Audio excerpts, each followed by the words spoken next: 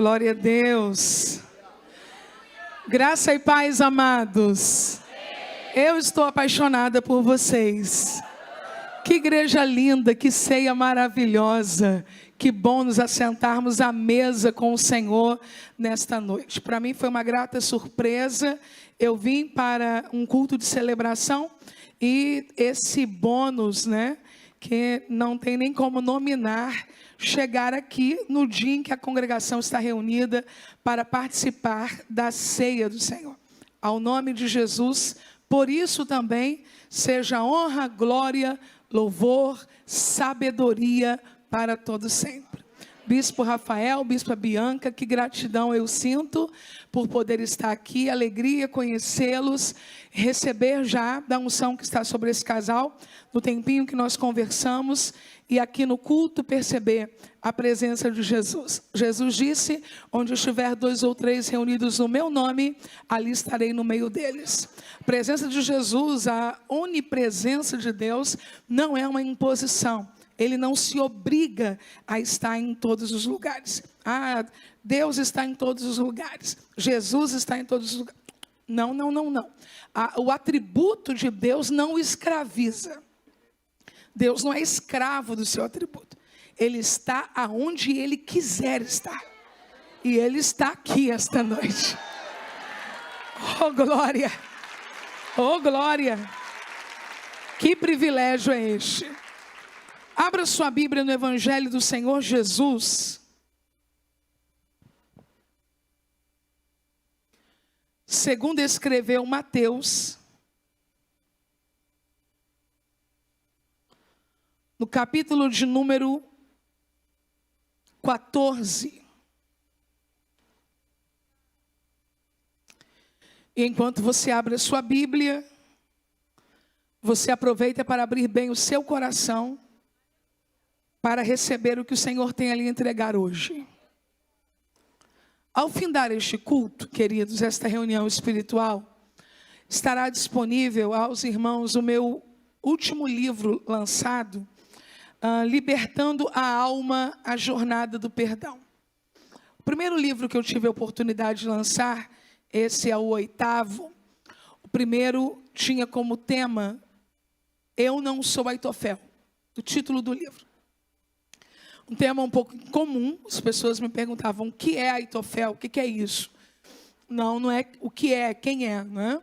Aitofel foi conselheiro de Davi, e Aitofel deixou-se contaminar por uma raiz de amargura, e ele protagonizou um caso raro de suicídio na Bíblia. A Bíblia não tem tantos casos de suicídio assim, mas tem o de Aitofel. Tudo começou com ressentimento, com amargura, culminou com uma rebelião e, por fim, a morte. Depois de ter escrito sobre isso e pregado a centenas de pessoas, agora Deus me permitiu a versão ampliada desse livro, com os testemunhos, com os depoimentos, com as histórias de perdão. Pessoas que saíram de um lugar de morte por causa do perdão. Deus também me permitiu construir uma jornada, por isso que o subtítulo é a jornada do perdão. Uma jornada em que eu caminho com a pessoa, ensinando-a, ajudando-a a cada capítulo a construir esse processo de libertação da alma. Esse livro está baseado na oração que o salmista fez. Tira a minha alma da prisão, para que ela te louve. Existem pessoas esta noite que estão com o corpo preso em um presídio, mas por causa da libertação que elas viveram, a alma delas está livre. Elas conseguem adorar a Deus. Outras estão andando com o corpo livre, mas estão presas, porque a alma ainda está presa. Bispo é um presente para os senhores. Deus abençoe muitíssimo.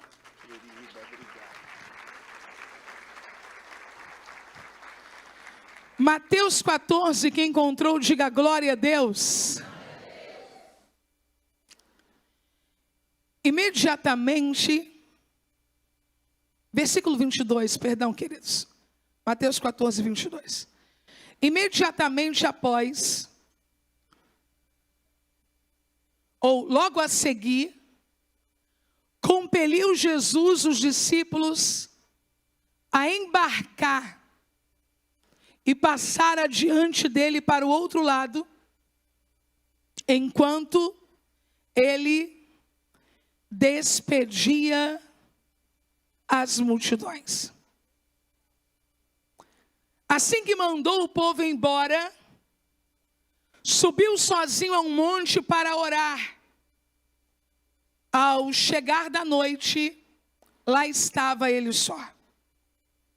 Todavia, entretanto, o barco já estava longe, a muitos estádios da terra, açoitado pelas ondas, porque o vento era contrário. Vamos orar juntos, meus irmãos? Meu querido, eu vou precisar de um pouquinho mais de retorno aqui para mim, tá bom?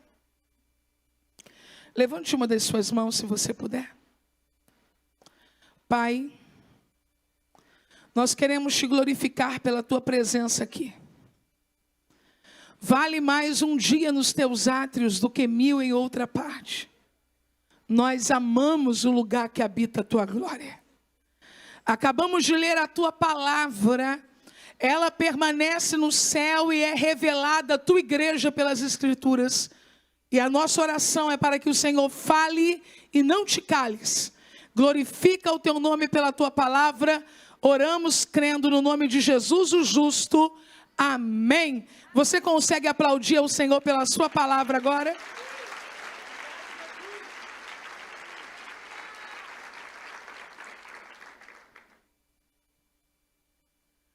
Queridos, no texto que lemos, Jesus estava vivendo um dia desafiador.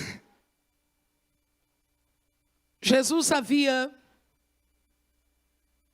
recebido a notícia da morte de João. João, que nós conhecemos como João Batista. João Batista foi antecessor de Jesus. João Batista foi pregador antes de Jesus. João Batista batizou Jesus. E alguns intérpretes entendem que João Batista também foi primo de Jesus. E eu, só para não deixar dúvidas, quero dizer que ao afirmar isso, eu acredito que de fato foi primo de Jesus. É porque a palavra que primo, ou prima ainda, quando do encontro entre Maria e Isabel, também pode ser substituída pela ideia de pessoa próxima, pessoa muito próxima. E agora Jesus, ele recebe a notícia de que esta pessoa próxima, possivelmente, de fato primo, aquele que o batizou, aquele que foi o seu antecessor, agora foi morto. E se já há um peso ao recebermos a notícia da partida de alguém que amamos, imagine você quando essa partida ela se apresenta em um contexto de injustiça, em um contexto de violência. Foi uma morte tenebrosa. Uma mocinha dançando em uma festa. Herodes olha para a mocinha e diz que ela pode pedir o que ela quer. Ela pergunta para a mãe: cuidado com quem você elege para ser o seu influenciador. Mãe, peço o quê? Pede a cabeça de João Batista em uma bandeja. E foi essa notícia que chegou até Jesus. A morte de alguém com requintes de crueldade, permeado por injustiça, por causa da pregação veemente da verdade. Jesus se angustiou. E a Bíblia diz que Jesus imediatamente insiste com os discípulos para que eles entrem no barco enquanto ele despede as multidões. E aí você pode pensar, mas que multidões são essas se Jesus está em um momento de dor, em um momento de luto? Pois bem, Jesus entrou em um barco Saiu para um lugar reservado porque ele queria ficar só. Só que o texto bíblico diz que quando Jesus entra no barco para ir, uma multidão vai seguindo a pé pela beira da praia. E sabe qual foi o resultado? Eles conseguiram chegar lá antes mesmo de Jesus chegar. Porque quando a necessidade que nós temos de ouvir Jesus, de estar perto de Jesus, é de fato grande. Não importa se a gente vai chegar de carro ou se a gente vai chegar a pé, mas nada vai nos impedir de chegar no lugar que Jesus está. E Jesus que foi ali para se retirar, Jesus que foi ali para viver aquele trânsito de luto como pessoa humana, Jesus se vê compungido, se vê constrangido, se vê tocado a abençoar aquelas pessoas, a curar aquelas pessoas, a servir aquelas pessoas, a dedicar-se àquelas pessoas. Olhe para mim e ouça o que eu vou lhe dizer agora. Enquanto Jesus está ali, atendendo aquelas pessoas, enquanto Jesus está ali, cuidando daquelas pessoas, um grupo de gregos chegaram naquele lugar. Se você olhar para o Evangelho de Jesus, segundo escreveu Mateus, você não vai perceber isso. Mas se você olhar para este texto, a partir da narrativa de Lucas, você vai perceber isso. Eles chegam ao lugar que Jesus está, e eles têm a intenção de promover o nome de Jesus. A Grécia naquele tempo era o centro onde as coisas de fato aconteciam culturalmente, onde o marketing acontecia. E eles agora que souberam da repercussão do ministério de Jesus, vão ao lugar que Jesus está, a fim de aclamá-lo. Quando Jesus vê aquela cena, os gregos ali, a multidão sendo servida pelos discípulos e por ele, Jesus quer tirar os discípulos daquela cena. Jesus quer tirar os discípulos daquela cena. Perceba o que eu vou lhe dizer. Porque Jesus entende que eles não têm ainda a raiz, a base necessária para resistir à tentação da fama, para resistir à tentação dos aplausos.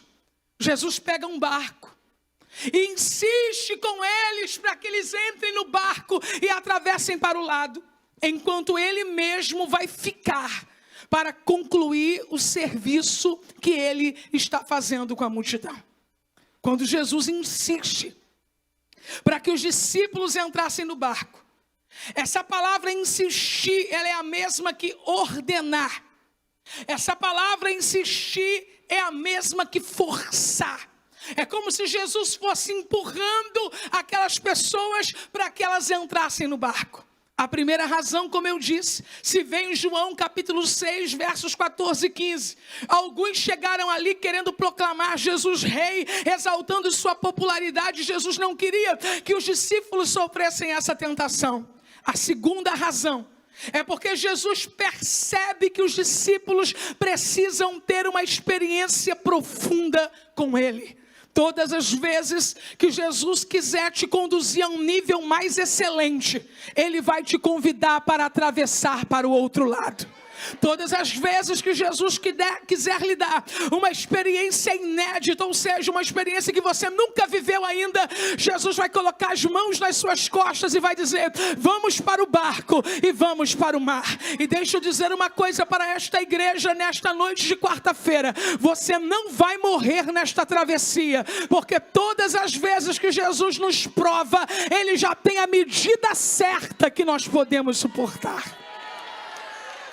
Louvado seja Jesus. Jesus quer que os discípulos aquela noite tenham experiência. No 3 você vai gritar experiência. 1, 2, 3. Mas os discípulos estão trabalhando ali, acaba de acontecer uma multiplicação de pães, aquelas pessoas que foram atrás de Jesus estão comendo, os discípulos são responsáveis por servir aquela multidão, recolher o que sobra do banquete. Mas ouça o que o texto diz. Jesus diz: vá, porque eu fico despedindo a multidão enquanto vocês entram no barco e atravessam. Olha para o texto. enquanto ele despedia as multidões. É como se Jesus arrancasse o avental dos discípulos. Como se Jesus tirasse a bandeja da mão deles e dissesse: eu assumo o serviço para você ganhar a experiência. Eu quero dizer para você que enquanto você está sentadinho nessa cadeira preta e nessa cadeira vermelha, alguém pode pensar que a sua casa está à deriva, que a sua empresa está à deriva, que o seu futuro está à deriva. Mas quando Jesus nos coloca em um lugar de crescimento, de experiência, Ele tira o avental da nossa mão e diz: cuida do que eu quero que você cuide, eu cuido daquilo que você precisa. Eu vou repetir: cuida do que eu quero que você cuide, e eu cuido daquilo que você precisa. Pai, mãe, levanta a mão, porque eu quero te entregar uma palavra. Deus vai fazer pelos teus filhos aquilo que você não pode fazer. Eu vou repetir o que eu acabei de dizer. Deus vai fazer pelos teus filhos aquilo que você não pode fazer. Eu não vim pregar negligência, eu vim pregar dependência.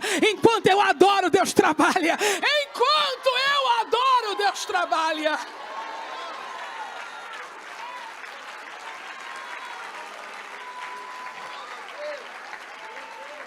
Jesus assume o trabalho dos discípulos.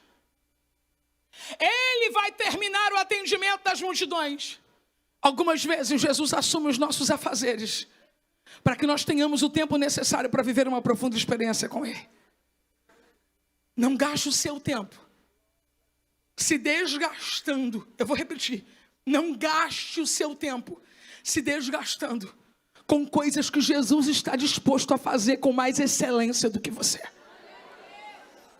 Entre no barco. E aí o texto vai dizer que quando Jesus mandou as pessoas irem embora, despediu-as, terminou o trabalho, ele subiu sozinho ao monte para orar. No início dessa história, Jesus foi para um lugar reservado e o propósito de Jesus era descansar. Por favor, no 3 você vai dizer descansar. 1, 2, 3. Descansar. Mas não deu. Quando Jesus chegou ali para descansar, uma multidão veio a pé. Chegou junto com ele, porque quem tem vontade chega junto com quem está de barco, mesmo estando a pé. E quando Jesus viu aquelas pessoas, Jesus não conseguiu, porque o coração de Jesus, sensível à dor, à necessidade, começa a atender. Então, o desejo de descansar não pôde ser suprido.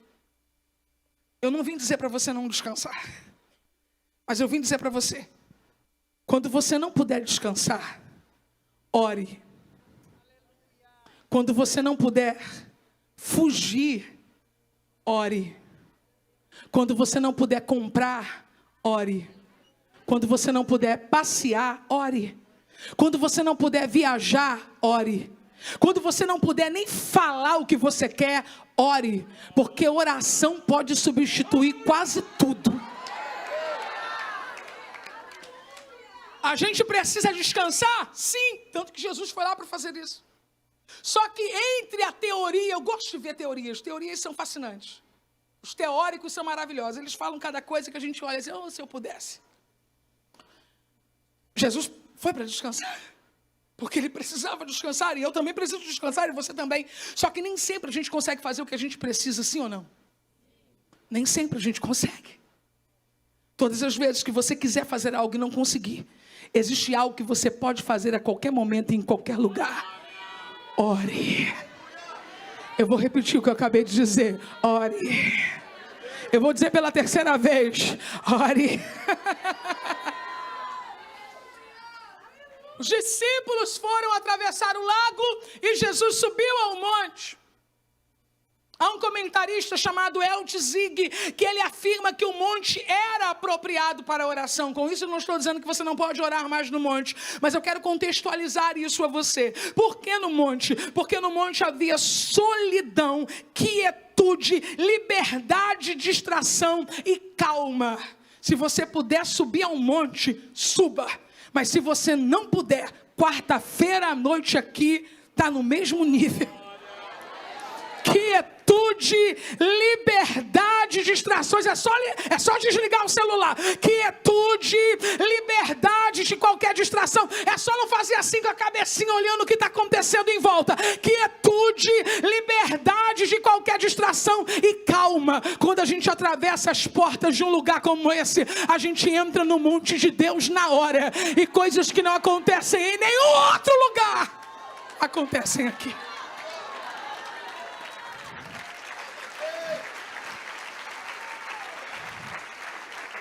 Jesus subiu ao monte e foi orar.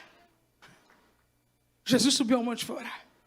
E o pessoal que ele colocou no barco para viver uma experiência começou a remar.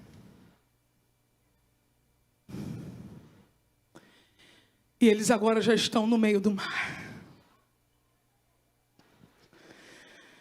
Quando eles estão no meio do mar, o barco começa a ser fustigado pelas ondas, porque o vento era contrário. Eu quero que você fixe na sua mente agora. Eles estavam no meio do mar. Eles não entraram no barco porque eles quiseram. Eles entraram para seguir a rota que Jesus planejou. Liberte-se da falsa ideia de que tribulações só açoitam pessoas que estão fora da rota de Deus. Eu quero dizer para você que barco que tem Jesus também sofre tempestades. Eles estão no barco que Jesus quer. Eles estão na rota que Jesus quer. E quando eles chegam no meio do mar nessa geografia são 6 quilômetros navegados para trás e 6 quilômetros para chegar do outro lado. Você está vivendo o desafio do meio. Nem pense em desistir. Eu vou repetir, nem pense em desistir. Eu vou repetir, nem pense em desistir. Porque o que você vai gastar remando para voltar é o mesmo que você usa para chegar. Então não gaste a sua energia para voltar. Gaste a sua energia para chegar no lugar que Jesus já apontou para você. Me ajude a pregar nessa noite. Aponta para alguém que você conhece o nome. Grita o nome dessa pessoa e fala: fulano, rema. Rema, rema, rema, rema, rema. Tá chorando? Rema. Tá com medo? Rema. Tá sofrendo? Rema. As portas se fecharam? Rema. Quem disse que ia fazer não fez? Rema. O diagnóstico te assustou? Rema. O tempo que você vai usar para desistir, use para insistir, porque o socorro já está chegando.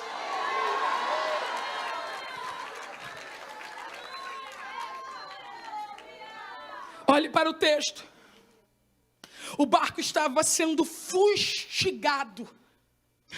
Conhece essa palavra? O barco estava sendo torturado pelas ondas. Isso não é normal. Existem ondas que vêm contra a gente que torturam. Cada reação, cada sulavanco traz medo e pavor. Nem sempre tempestades naturais acontecem por questões naturais. Eu vou repetir. Nem sempre tempestades naturais acontecem por questões naturais. Quando você entende que a sua vida ela está banhada de razões espirituais, você vai perceber que algumas tempestades na nossa vida parecem naturais, mas elas não são naturais. A onda veio para maltratar o barco. Tem tempestade que vem para maltratar o barco. Tem tempestade que vem para torturar a gente. Tem tempestade que vem para desestabilizar a gente. E os discípulos fazendo o quê? Responda, remando. Remando. E Jesus, orando.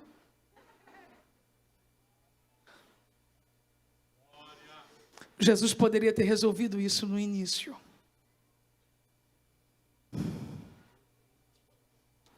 Mas o versículo 25 diz, na quarta vigília da noite, na quarta vigília da noite. Porque Jesus vai esperar a quarta vigília da noite. A quarta vigília da noite ocorre de 3 às 6 da manhã, dentro desse contexto histórico-cultural. 3 às 6 da manhã é a quarta vigília da noite. Eles saíram, ainda era dia. Jesus despede a multidão e vai para o monte. Esse pessoal já está no meio de uma tempestade há horas. Jesus poderia ter vindo meia-noite, mas não veio. Poderia ter vindo 1 da manhã, mas não veio. Poderia ter vindo 2 da manhã, mas não veio. Jesus veio no intervalo entre 3 da manhã e 6 da manhã, e eu explico por quê. A ciência daqueles dias dizia o seguinte: até a terceira vigília da noite, você é capaz de reagir. Até a terceira vigília da noite, seus membros funcionam com facilidade. Mas no horário de 3 às 6 da manhã, que normalmente o indivíduo está em repouso, se esta pessoa precisar reagir neste horário, ela não tem a mesma capacidade que teria em um outro horário. Deixa eu explicar para você. Fora pessoas que já condicionaram o corpo ao trabalho noturno. Se você acordar na sua casa às 3 da manhã para fazer as coisas que você faz às 3 da tarde, você não tem a mesma condição física nem mental de fazer. O seu corpo está acostumado a não fazer nada nesse horário. O seu corpo está acostumado a dormir nesse horário. Meia-noite Jesus já sabia o que estava acontecendo, mas eles ainda davam conta. 1 da manhã Jesus sabia o que estava acontecendo, mas eles ainda davam conta.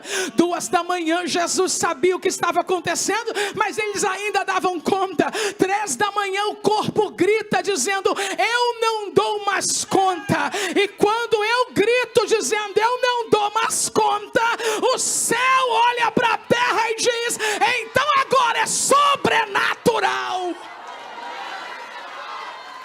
Eu disse para você, rema.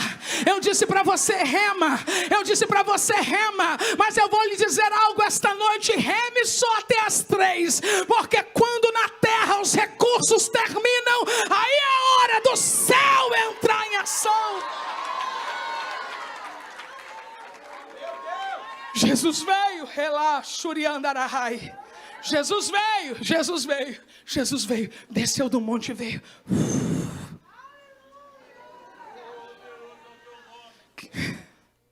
Jesus usava barcos. Quem está comigo, diga aleluia. Jesus usava barcos. Barco é algo comum no ministério de Jesus. Jesus usava barco até como púlpito.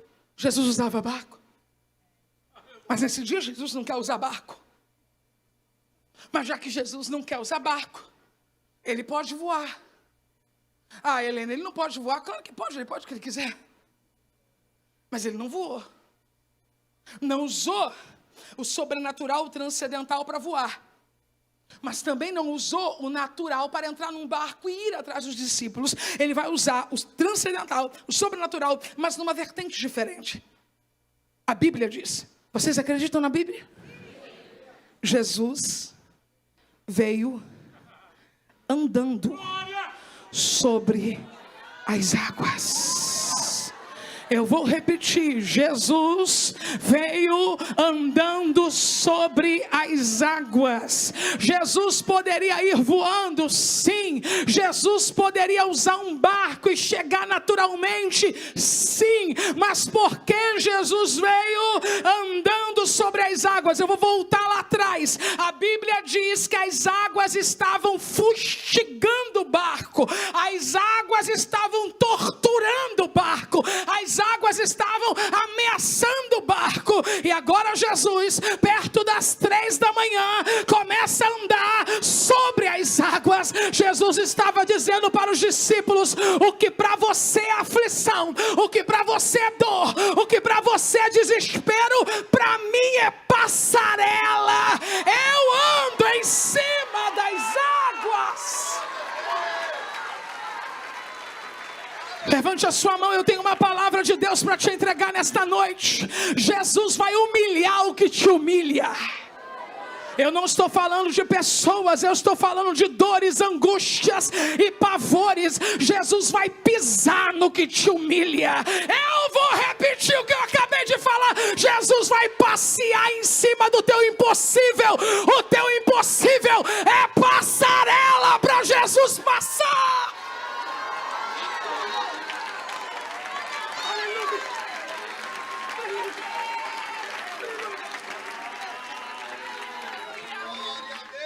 Aí os meninos olharam. Os meninos olharam. É um fantasma. É um fantasma. Eu entendo. Primeiro que eles estavam, no meio do discipulado. No meio do discipulado a gente ainda acredita em fantasma. Estão começando. E segundo, porque eles estão fazendo uma equação que tem muito a ver. A ideia deles é assim: tá ruim, vai ficar? Vocês sabem que estavam lá. É a nossa mente humana. Tá ruim, vai ficar pior. Eu escrevi bonitinho para não esquecer nada. Tragédias nem sempre são sequenciais. Elas podem pronunciar uma grande bênção. Nem sempre depois do vento vem a tempestade. Algumas vezes, depois do vento, vem livramento. Na cabecinha deles tá ruim, vai ficar pior, é um fantasma. Existem pessoas que zombam dos nossos medos. Talvez existam pessoas aqui que hoje sofrem com um medo mais acentuado, porque quando esse medo estava ainda embrionário, alguém zombou desse medo. Pegaram um inseto que você tem pavor e jogaram em cima de você. Então, as pessoas que não respeitam o medo das outras pessoas acabam criando situações piores em torno desse medo. Jesus é diferente. Jesus é o homem perfeito. Jesus poderia ter dito, mas Jesus disse, tem bom ânimo, sou eu, não tenha medo. Você sabe o que a expressão tem bom ânimo quer dizer? A expressão tem bom ânimo quer dizer, vai ficar tudo bem. Toque no ombro dessa pessoa cheia de Deus que está do teu lado e grita esta mensagem para ela, vai ficar tudo bem.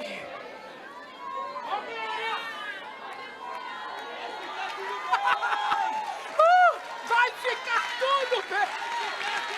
E o barco, e as ondas, e Jesus, vai ficar tudo bem.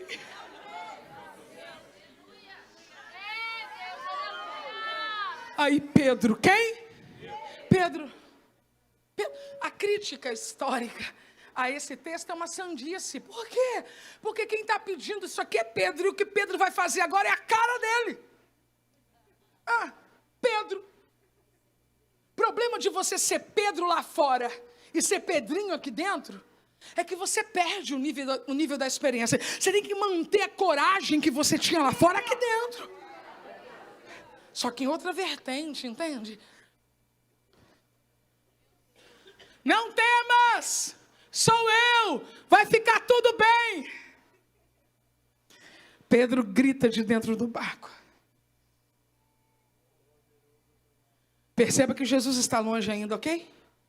Porque se ele visse a face de Jesus, não precisaria falar isso. Ele não está vendo a face de Jesus. Senhor, se és tu, manda-me ir ao teu encontro sobre as águas. Andar sobre as águas. Um espírito qualquer poderia fazer. Fazer um homem andar sobre as águas. Aí não. Olhe para mim. Manda-me. Consegue dizer isso no 3? 1, 2, 3. 1, 2, 3. Pedro está dizendo, eu quero uma ordem sua.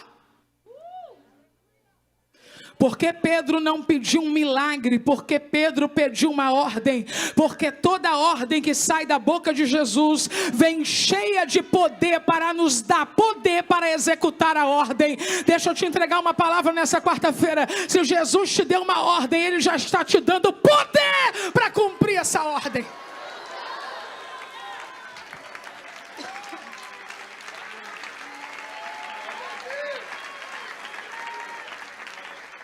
Deixa eu dizer para você, Jesus gostou.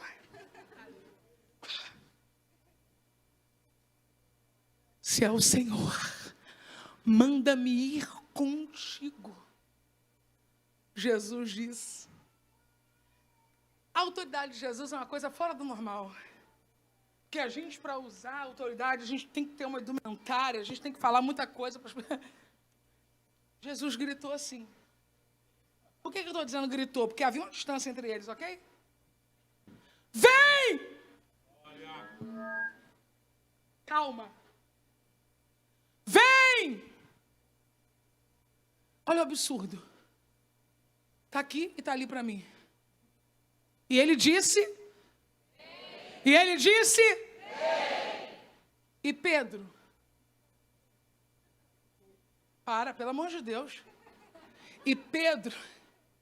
descendo do barco. Me ajude a pregar? Procure um simpático, porque quem não é simpático não é bom mexer com ele no culto, não. Procure um simpático e fala para ele assim: abre mão do barco.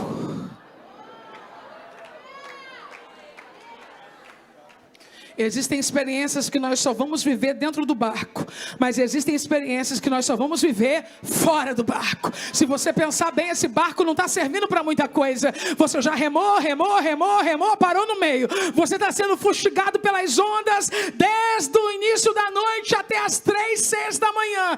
Então, já que a coisa não está boa aqui mesmo, deixa eu experimentar pisar onde eu nunca pisei, beber o que eu nunca bebi, comer o que eu nunca comi, acreditar de um jeito que eu nunca acreditei. Vem! A Bíblia diz: e Pedro descendo do barco.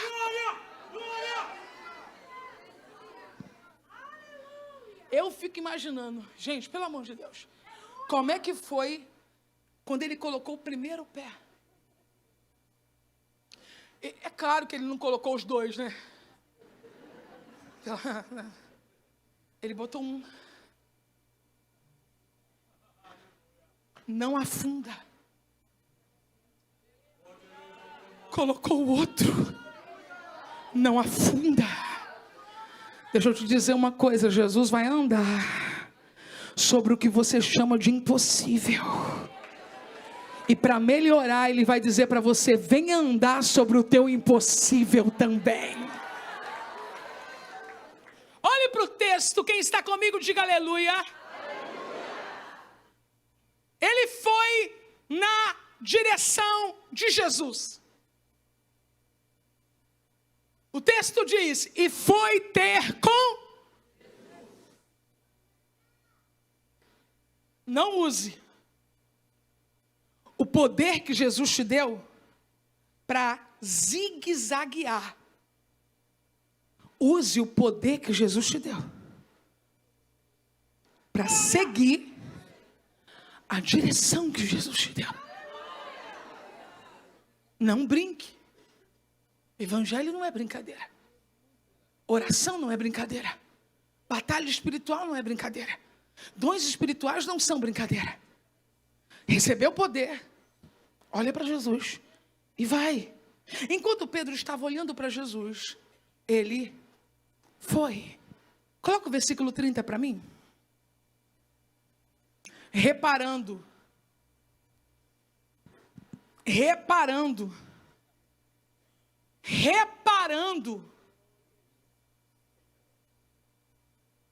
Pedro não duvidou. Imediatamente. Primeiro verbo que proporcionou a queda de Pedro foi o verbo reparar. Reparando, porém, na força do vento, teve medo. Ele não teve medo, ele reparou na força do vento e por isso ele teve medo. Você precisa aprender a ignorar o vento. Você tem que aprender a desprezar o vento. Você tem que aprender a dar um tô nem aí pro vento. Você tem que fingir que ele não está ali, entende? Eu quero dizer para você que algumas pessoas só conseguiram chegar hoje aqui porque não repararam o vento. Você na sala da sua casa e o vento. E você?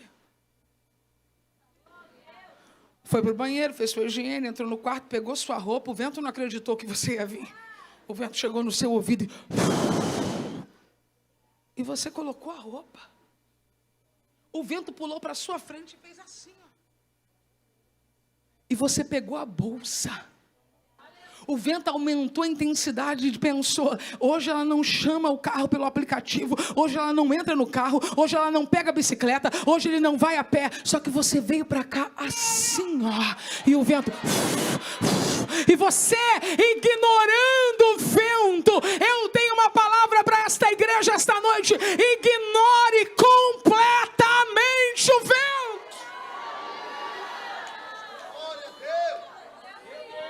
Você está comigo? Diga aleluia. Jesus permitiu essa situação. Reparando, porém, na força do vento, teve medo. E quando teve medo, o que aconteceu com ele? Começou a submergir, começou a afundar. Pedro é um pescador, possivelmente também sabe nadar. Só que o medo é paralisante. Pedro está sendo paralisado pelo medo. Quando o medo nos domina, até coisas que eram naturais para a gente passam a ser difíceis e trabalhosas. Pedro começa a afundar e isso me preocupa. Porque durante a minha vida, eu vi nesse momento e eu entendo. O orador pregando, e nessa hora, irmãos, e Pedro duvidou, e começou a afundar, e todo mundo, Só que eu vim te dizer, que a melhor parte, vai começar agora. Eu estou entregando uma palavra profética, a melhor parte, para você vai começar na hora em que você pensa que é o fim da tua história. A Bíblia diz que quando Pedro começa a submergir, começa a afundar, Jesus estendeu imediatamente a mão. Aqui não é a mão de Deus apenas, é a mão de Deus, Jesus, homem. Faça assim com o seu braço, faça assim com o seu braço. Eu quero que você entenda que Jesus não era um gigante, Jesus era uma pessoa como você. Então a distância do braço dele era mais ou menos a distância do seu braço. Se Jesus só precisou estender a mão para tocar em Pedro, isso quer dizer que Jesus estava mais perto do que Pedro poderia imaginar. Deixa eu liberar uma palavra para você. Assim como a sua mão se esticou ao comando do meu pedido, o Espírito de Deus está dizendo: eu estou estendendo a minha mão em direção a você. Ele está aí, Ele está aí, Ele está aí, Ele está aí, Ele está aí, Ele está aí, Ele está aí, Ele está aí, Ele está aí. Emanuel, diga Emanuel, diga Emanuel, diga Emanuel, Emanuel, Deus conosco, Deus conosco, Deus conosco. E o verbo se fez carne e habitou entre nós, Deus conosco. E veio a melhor parte, quando Pedro, Jesus, estendeu a mão e já foi pregando para Pedro. Já foi pregando. Porque Jesus é assim, Jesus não perde a oportunidade de ensinar. Homem de pequena fé, por que duvidaste?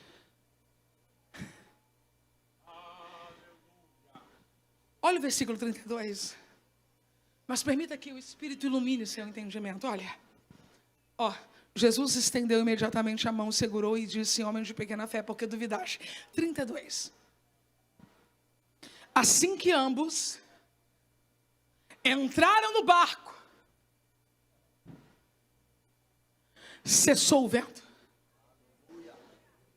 Eu tenho uma pergunta para você. Jesus estava caminhando sobre as águas. Pedro estava vindo na direção de Jesus. Quando Pedro reparou o vento, ele começou a afundar.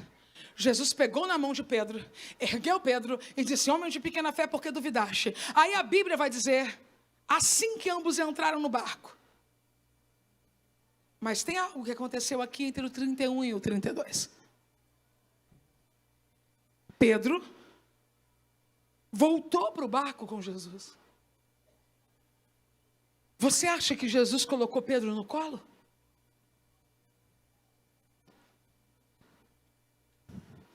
Quando você pensa que é o final da sua história, quando você pensa que é a hora do seu fracasso, Jesus segura nas suas mãos.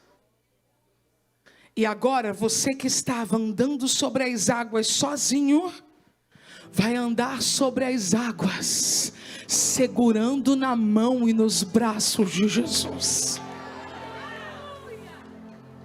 Igreja, essa história não terminou com Pedro no fundo das águas.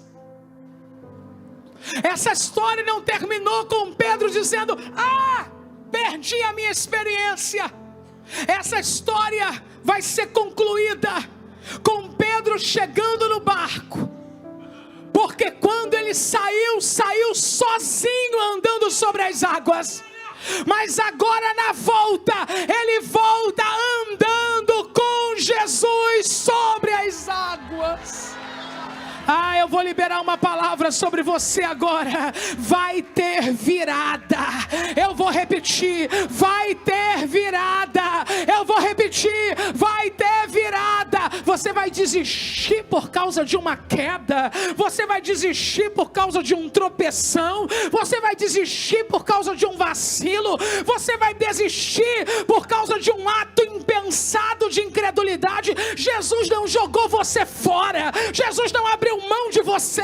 Jesus está dizendo nessa noite: você começou andando sozinho, mas você vai terminar andando de braço comigo.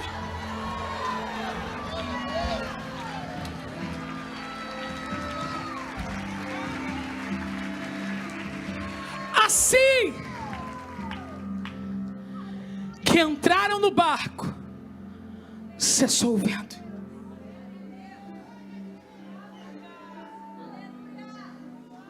O que o vento estava fazendo com o barco? Vocês lembram? Fustigando. Fazendo o quê? Fustigar é torturar aqui.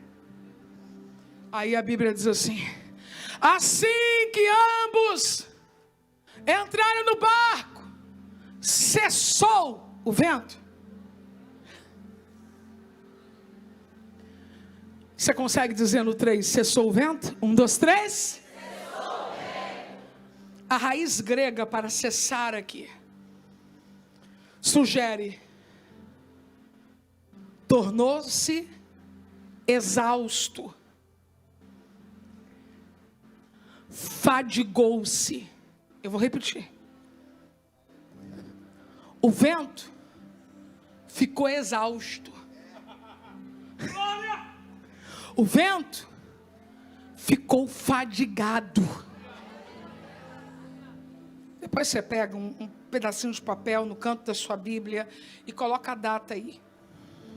É 8 de novembro de 2023. Se eu não desistir, o vento vai cansar. Eu vou repetir: se eu não desistir, o vento vai cansar. Procure um crente com cara de que vive cheio de fé e diga para ele: meu irmão, você está dando uma canseira no vento. Você está dando uma canseira no vento. Ele sopra de manhã e diz: ele para. De tarde você está de pé. Ele sopra de tarde e diz: ele para. De noite você está de pé. Ele sopra de noite e pensa: ele para. De madrugada você está orando com a mão erguida dentro da tua casa. Ele sopra e pensa: amanhã ele não levanta. Você já dá um salto da cama dizendo: deitei, dormi, acordei, porque o Senhor me sustentou. Você está cansando o vento.